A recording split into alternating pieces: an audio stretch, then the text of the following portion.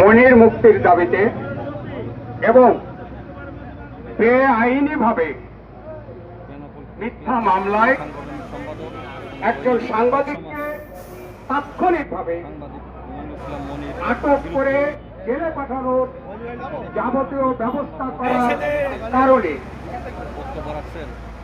শার্শা থানার ওসির বিরুদ্ধে প্রতিবাদ এবং তার অপসারণের দাবিতে শার্শা উপজেলার সমস্ত সাংবাদিকদের ঐক্যমতের এই মানববন্ধনে উপস্থিত আমার শিষ্য এবং শার্শায় যাকে আমি প্রথম শিষ্য হিসেবে গ্রহণ করেছিলাম, যে দুইজন, তার একজন মহসিন মিলন এবং আর একজন জামাল। সেই মহসিন মিলন আজকের অনুষ্ঠানে সভাপতিত্ব করছেন।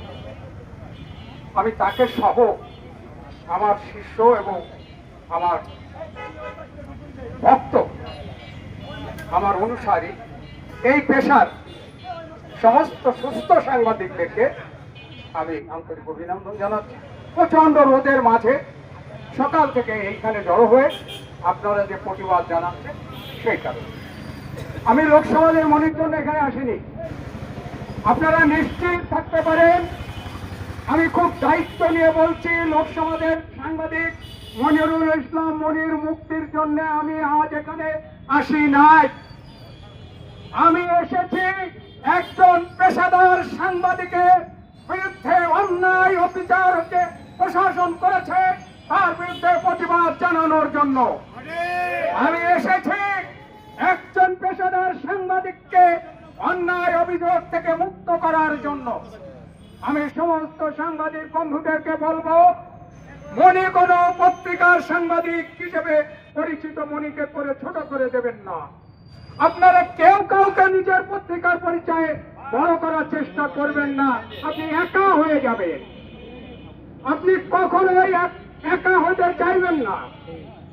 আপনারা সাংবাদিক বন্ধুরা, আমি আপনাদের কাছে বিনীত অনুরোধ করব, যদি ঐক্যবদ্ধ না থাকতে পারেন তাহলে মনি কোন পত্রিকায় চাকরি করে?